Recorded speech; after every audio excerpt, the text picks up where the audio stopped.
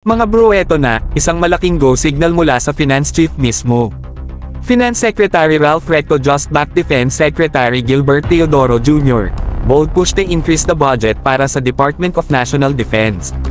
At sa lahat ng mga plano na yan, missile systems, submarines, at iba pa, focus muna tayo sa pinaka-exciting, fighter jets, mga bro. Imagine mga bro, Philippine skies na binabantayan hindi lang ng radar kundi ng supersonic fighters with next-gen sensors, precision missiles, and combat edge. Hindi na lang tayo basta umaasa sa diplomacy, may ngipin na rin tayong panggulat kung kinakailangan.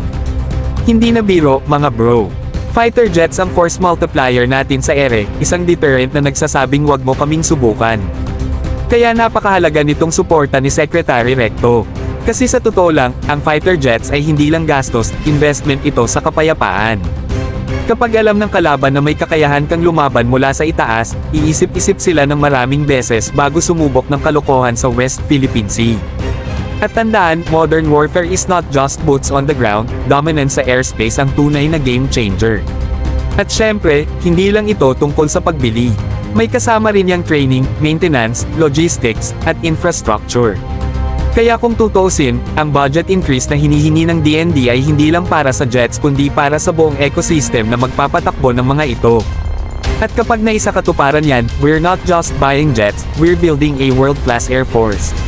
Alam nating may mga kritiko na agad sasabihin, di ba mas dapat unahin ang ibang bagay?